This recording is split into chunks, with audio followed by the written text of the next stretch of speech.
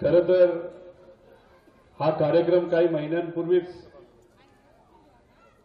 होणार होता, पण कुठलं ना कुठलं तरी कारण येत असल्यामुळे हा कार्यक्रम पुढे ढकलावा लागत होता। मी खरं तर मुख्याध्यापक आणि डॉक्टर गोलेकरांना विनंती केली की तुम्ही उद्घाटन करा, मी कधीतरी आलो तर सहज येऊन पाहणी करेल, पण ते काही त्यांनी ऐकलं नाही। एक 2 महिन्यापूर्वी महाराष्ट्रातले युवा पिढी, विद्यार्थी, शेतकरी, कष्टकरी, महिला या सर्वांचे मुद्दे घेऊन आम्ही 800 किलोमीटरची पदयात्रा काढली होती। त्यावेळेस जमलं नाही। मग असं वाटलं की युवा संघर्ष यात्रा संपल्यानंतर इथे यावं आणि मग भूमिपूजन आणि लोकार्पण सोहळा करावा, पण त्यावेळेस अधिवेशन चालू होतं, जमलं नाही। मग असं वाटलं की अधिवेशन झाल्यानंतर यावं आणि हा कार्यक्रम करावा, पण त्यानंतर ज्या लोकांची माझी ओळख नव्हती, पेपरमध्ये मीडियामध्ये फक्त परिचय होता आणि लांबूनच त्यांचं नाव ऐकत होतो, असे काही लोक माझ्या घरी आणि माझ्या ऑफिसमध्ये आले, म्हणजे ईडी लोक माझ्याकडे आले। त्याच्यामुळे थोडंसं बिझी झालो। मग फॅक्टरीकडे आल्यानंतर मग परत मला बोलावलं आणि मग जे काय चालू आहे ते चालू आहे।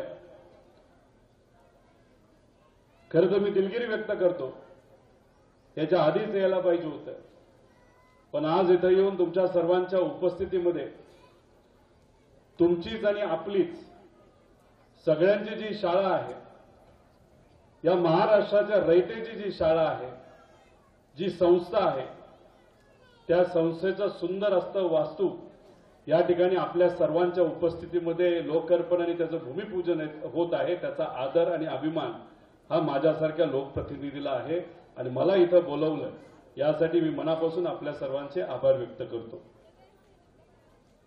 खरं तर ही जी संस्था आहे, कदाचित या भागामध्ये नाही तर या जिल्ह्यामध्ये 6च शाळा नाही तर महाविद्यालय या संस्थेची इथं असते। पण या संस्थेबद्दल बोलायचं झालं, आशिया खंडातली सगळ्यात मोठी शैक्षणिक संस्था कुठली असेल तर ती आपल्या सर्वांची ही रयत संस्था आहे, जिथं दरवर्षी 4.5 लाख मुलं मुली शिक्षण घेत असतात। आता ही काही श्रीमंताची पोरं आहेत असं नाही, शेतकऱ्याची आहेत, कष्टकऱ्याची आहेत। आज आई वडील कोणाच्या तरी घरामध्ये जाऊन काम करतात, शेतात काम करतात। 4 पैसे हातात आल्यानंतर चूल पेटेल का नाही असा प्रश्न ज्या आई वडिलांना पडतो, अशांची मुलं या रयत संस्थेमध्ये शिकतात। आणि मग शिकून काय करतात तर आई वडिलांचं अर्धवट राहिलेलं जे स्वप्न असतं ते आपल्या हातून पूर्ण व्हावं या इच्छेने मनापासून ती सगळी मुलं आणि मुली कष्ट घेत असतात। तुम्ही जर बघितलं तर या संस्थेमध्ये 20,000 पेक्षा जास्त शिक्षक आणि शिक्षकेतर कर्मचारी आज काम करतात। ते सुद्धा सामान्य कुटुंबातलेच आहेत। मगाशी जसं सांगितलं की संस्था मोठी आहे, आदरणीय पवार साहेब हे अध्यक्ष आहेत, पण शेवटी इथं असणारे जे सर्व रयत सेवक जे आहेत ते इतके प्रामाणिक आहेत की ते स्वतः लक्ष घालून आपली संस्था नाही तर आपली शाळा कशी योग्य पद्धतीने चालेल हे सर्व लोक प्रयत्न करत असतात। या शाळेमध्ये शिकवणारे सर्व मुख्याध्यापक आणि शिक्षक आणि शिक्षकेतर कर्मचाऱ्यांसाठी एकदा जोरदार टाळ्या वाजवून त्यांचा सत्कार हा आपण सर्वांनी केला पाहिजे। तसंच या संस्थेमध्ये काम करणारे जे सर्व कर्मचारी आहेत ते सुद्धा आपापल्या भागामध्ये आपापल्या शाळेमध्ये खूप मनापासून काम करत असतात। संस्थेकडून निधी येतो,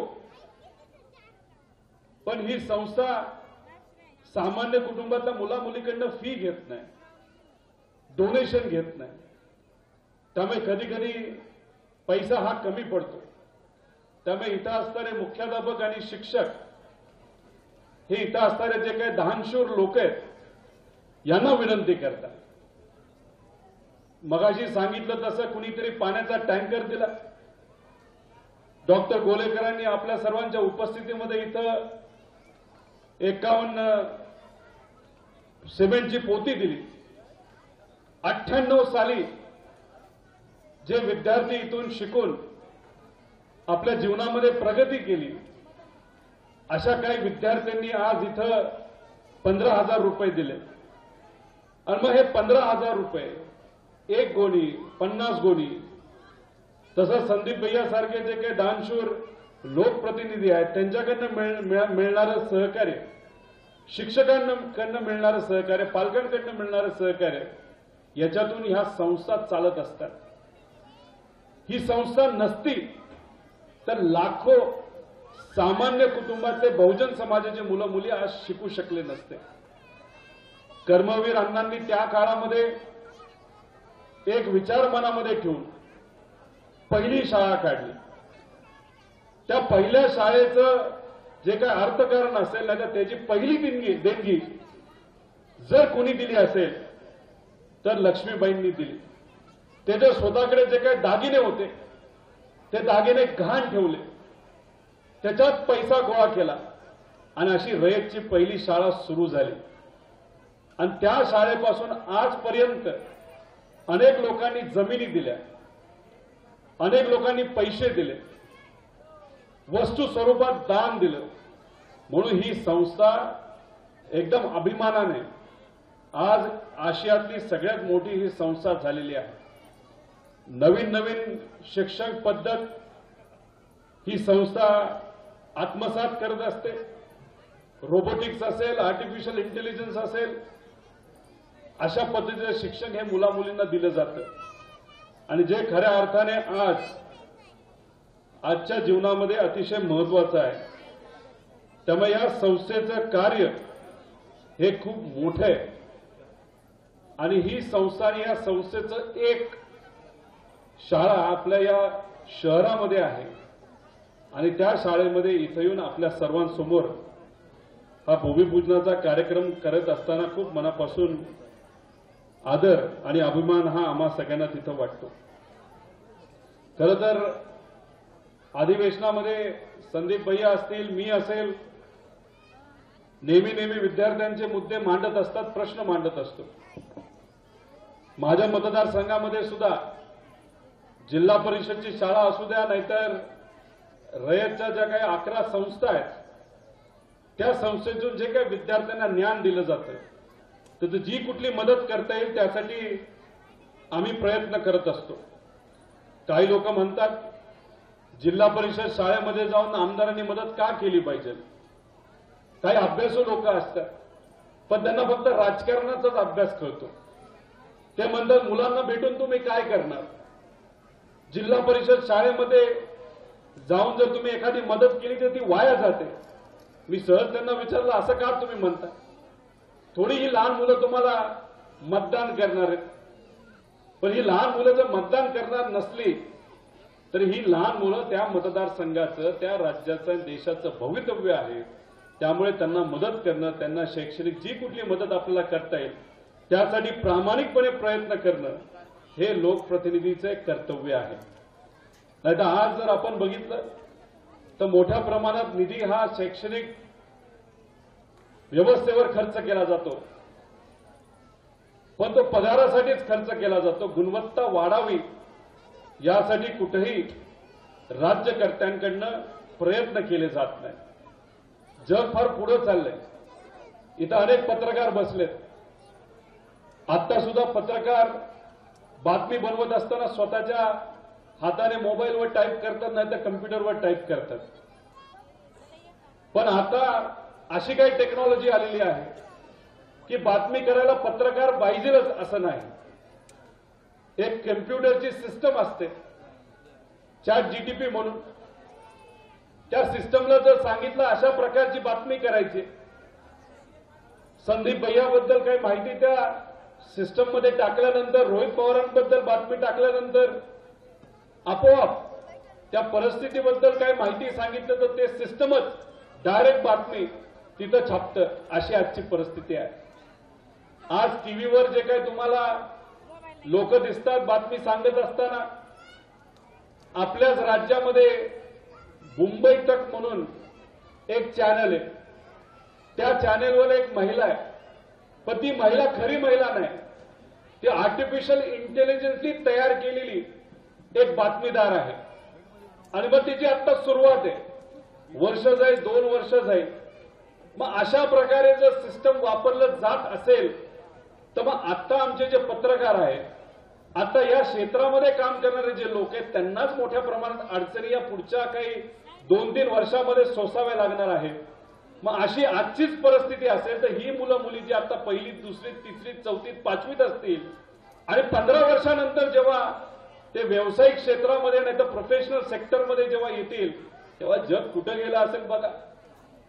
राजकारण नक्की बदललेलं असेल, पण ते सकारात्मक दृष्टिकोनातून बदललेलं असेल हे आज या ठिकाणी आपण सर्वांना सांगतो. कारण का आम्ही आणि आपण आणि अनेक इतर लोक जे सकारात्मक दृष्टिकोनातून राजकारण चांगलं असावं यासाठी लढत आहेत. पण टेक्नॉलॉजीवर कोण कंट्रोल करणार? त्यामुळे अशा प्रकारे टेक्नॉलॉजी जर बदलत जात असेल तर या मुलांना त्या टेक्नॉलॉजीचं माहिती असणं तितकंच महत्वाचं आहे. त्याच्याचबरोबर रोबोटिक्स, त्याचा वापर मोठ्या प्रमाणात केला जातो. शैक्षणिक पद्धतीमध्ये इतका मोठा बदल आज केला जातोय की त्याच्यावर कुठेतरी विचार करण्याची जरूरत आहे. पण जग या बाजूने जात असताना आपल्या राज्यात शिक्षणाची काय परिस्थिती आहे? आज जर 14 आणि 18 वयोगटातली मुलं मुली बघितली तर फक्त 94% मुलं मुले आज शिक्षण घेत आहेत. आणि 8वी आणि 10वी मध्ये एनरोलमेंट नाहीतर ऍडमिशन घेण्याचं जर टक्केवारी बघितली तर ती फक्त 84% आहे. 84 म्हणजे 8वी आणि 10वी मध्ये जर 84% मुलं फक्त ऍडमिशन घेत असतील तर 15% मुलं मुली शिक्षणापासून 10वीच्या आधीच बाहेर चालले गेले आहेत. आणि 12वी, 11वी आणि 12वीचं जर ऍडमिशन घेण्याचं टक्केवारी बघितलं तर फक्त 66% आहे. म्हणजे 34% मुलं मुली हे 11वी पर्यंत पोहोचतच नाहीत, नाही तर 12वीचं शिक्षण घेत नाही. आज जे शिक्षण घेत आहेत त्यांना सुद्धा नोकऱ्या मिळत नाही. आणि मग अशी परिस्थिती असताना जे शिक्षण घेतच नाहीत त्यांची अतिशय वाईट परिस्थिती येत्या काळामध्ये होऊ शकते. पण याच्याकडे लक्ष देण्याची जरूरत आहे. पण या बाबतीतली चर्चा होत नाही. अधिवेशनामध्ये सुद्धा चर्चा केली जात नाही. अधिवेशनाच्या बाहेर कोणी बोलत नाही. आज या राज्यामध्ये काय बोललं जाते तर मोठ्या प्रमाणात राजकीय द्वेषातलं भाषण केलं जातं. टीव्ही उघडला, हा याच्याबद्दल काय बोलतो, तो त्याच्याबद्दल काय बोलतो, कोण कोणाच्या चुलत्याबद्दल बोलतोय, कोण कोणाच्या पुतण्याबद्दल बोलतोय, कोण कोणाच्या आजोबाबद्दल बोलतोय. पण या सगळ्या गोष्टींमुळे आज सामान्य लोक अडचणीत आहेत.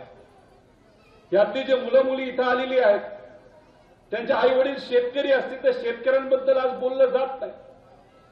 आज कपाशीचे भाव काय, सोयाबीनचे भाव काय याच्याबद्दल बोललं जात नाही. आज जे काही असंघटित क्षेत्रामध्ये काम करणारे जे पालक आहेत त्यांच्याबद्दल बोललं जात नाही. 10 वर्षापूर्वी पेट्रोलचे भाव काय होते, डिझेलचे भाव काय होते आणि जो काय पगार आपल्याला 10-12 हजार रुपयाचा मिळायचा त्याच्यामध्ये काही सेव्हिंग होत होतं, बचत होत होते. आपण बचत कशासाठी करायचो तर मुलगी आज 9वीत आहे, ती उद्या 11वीत जाणार आहे, मग 12वीत जाणार आहे. मग तिला जर पुढे शिकवायचं असेल तर छत्रपती संभाजीनगरला आपल्याला तिला टाकावं लागेल. आणि मग तिथं टाकल्यानंतर हॉस्टेलचे भाव काय, मग तिथं कॉलेज थोडंसं महाग आहे. मग अशा पद्धतीने आपण थोडे थोडे पैसे मुला मुलींच्या भवितव्यासाठी वाचवत होतो. आज वाचतायत का पैसे? काय पैसे राहतायत का हातात? मग आज जर हे पैसे राहणार नसतील हातात तर याच्यामुळेच हा जो टक्का आहे 12वीच्या पुढे न शिकण्याचा हा येत्या काळामध्ये वाढत जाणार आहे. आणि मग उद्या जाऊन नोकरी देणं हे मोठी अडचण होणार आहे. त्यामुळे आमच्या सगळ्यांचं मत आहे, सगळ्यांनीच याच्यावर बोललं पाहिजे. मी काय राजकीय भाषण करतोय असं नाही. आपण सोशल मीडियावर काय वाचता, काय प्रकारच्या बातम्या आपल्याला आवडतात, आपले जे राज्यकर्ते आहेत, आपले जे काही लोकप्रतिनिधी आहेत, कशा प्रकारचं भाषण त्यांनी केलं पाहिजे, आमच्यासाठी महत्वाचे असणारे मुद्दे हे त्यांनी बोललं पाहिजे. ही मागणी जेव्हा आमच्या युवा पिढीकडनं होईल तरच राजकारण हे बदलणार आहे. नाही तर राजकारण फक्त स्वार्थी राजकारण झालेलं आपल्या सर्वांनी बघितलेलं आहे. त्यामुळे खऱ्या अर्थाने येत्या काळामध्ये याच्यावर आपल्याला काम करायचे. रयतमध्ये गुणवत्ता ही चांगली राखली जाते, ठेवली जाते, त्यासाठी सर्व शिक्षक हे काम करतात. पण आज जर आपण बघितलं तर या महाराष्ट्रामध्ये जे काही शिक्षक आहेत ते प्रामाणिकपणे शिकवतात, पण या शिक्षकांवर अतिरिक्त भार इतका आहे. जेव्हा इलेक्शन असतं तेव्हा या शिक्षकांचा वापर केला जातो, सर्वे असतो तेव्हा या शिक्षकांचा वापर केला जातो. आणि मग अशा परिस्थितीमध्ये आज जो काही सर्वे झालाय, या राज्यामध्ये 8वी आणि 10वी मध्ये शिकणारे जे विद्यार्थी आहेत त्यातल्या 24% विद्यार्थ्यांना हे दुसरीचं पुस्तक वाचता येत नाही, अशी आजची महाराष्ट्राची परिस्थिती आहे. मग अशा प्रकारे जर शिक्षण व्यवस्था आपल्या राज्यामध्ये असेल तर मग येत्या काळामध्ये अडचणी खूप मोठ्या प्रमाणात वाढत जाणार आहेत. त्याच्याच बरोबर आज शैक्षणिक व्यवस्थेमध्ये शिक्षकांच्या 67,000 जागा रिक्त आहेत. मग सांगण्यात आलं होतं 30,000 जागा आम्ही भरू, आणि मग आता कुठेतरी 22,000 जागेची प्रक्रिया सुरू झाली. मग शिक्षकच नसतील आणि मग 4 वर्गाला एकच शिक्षक जर शिकवणार असेल, तुम्ही समजून घ्या मुलांना काय कळणार आहे, काय शिक्षण राहणार आहे, काय गुणवत्ता राहणार आहे. त्यामुळे खऱ्या अर्थाने याच्यावर लिहिलं गेलं पाहिजे, पत्रकारांनी लिहिलं पाहिजे, आम्ही ते बोललं पाहिजे आणि सरकारने त्याच्यावर काम केलं पाहिजे, असं आमच्या सगळ्यांचं मत आहे. येत्या काळामध्ये जेव्हा केव्हा आम्हाला संधी मिळेल तेव्हा करिअर काउन्सिलिंग असेल, प्रायमरी एज्युकेशन असेल, माध्यमिक एज्युकेशन असेल, ज्युनियर कॉलेज, सिनियर कॉलेज, याच्या खूप मोठ्या प्रमाणात बदल हे आपल्या सर्वांना करावे लागणार आणि ते नक्कीच आम्ही सर्वजण करू. जाता जाता फक्त इथं असणाऱ्या विद्यार्थ्यांना मला एवढंच सांगायचं की तुमचे आई वडील कदाचित शैक्षणिक दृष्टिकोनातून कमी शिकले असतील. आता इथं जे मुलं मुली बसलेत त्यांना मला विचारायचंय की तुमच्यातले किती मुलं मुली असे आहेत की ज्यांचे आई वडील हे 12वी नंतर शिकलेत, त्यांनी हात वर करा. 12वी नंतर शिकलेत आपले आई वडील, असे त्यांनी हात वर करा. आता ज्यांचे आई वडील हे 12वी नंतर शिकू शकले नाही, 10वी शिकलेत, 11वी शिकले नाही, तर 10वीच्या खाली शिकलेत असा हात वर करा. म्हणजे बहुतांश मुला मुलींचे आई वडील हे तसं बघितलं तर कमी शिकलेले आहेत. एकदा मला मुला मुलींना विनंती करायची, आई वडिलांसाठी एकदा जोरदार टाळ्या वाजवून त्यांचा सत्कार करा. तुम्ही म्हणाल कमी शिकले म्हणून सत्कार केला का? अजिबात नाही, तो काळ वेगळा होता. पण आई वडील आपले कमी शिकले असले तरी ते आपल्याला शिकवतायत हे जास्त महत्वाचे, त्यामुळे त्यांचा सत्कार करण्याची खऱ्या अर्थाने जरूरत आहे. आता तुमच्यातले किती मुलं मुली उद्या जाऊन डॉक्टर बनणार आहेत, त्यांनी हात वर करा. काय आपले बीड जिल्ह्याला काय अडचण नाही बा डॉक्टरची. पोलीस अधिकारी बनणार आहेत, पोलीस अधिकारी किती आहेत? बरे काही लोक डॉक्टर पण बनणार आहेत, पोलीस पण बनणार आहेत. पूजाताई म्हणतात मुली जास्त आहे. पोलीस अधिकारी झालं, इंजिनियर किती जण बनणार आहेत? शिक्षक, इथले शिक्षक चांगले दिसतात, शिक्षकासाठी पण हात वर आहेत. शेतकरी, पत्रकार एकच आहे, तो पण मगाचपासून त्याचा हात वर आहे. डॉक्टरला हात वर आहे, पोलीसला हात वर आहे, तेही खरंय. पत्रकार सगळ्या क्षेत्रात असतात म्हणून तो एकटा मगाचपासून हात वर करून ठेवलाय. राजकारणात किती जण येणार आहे?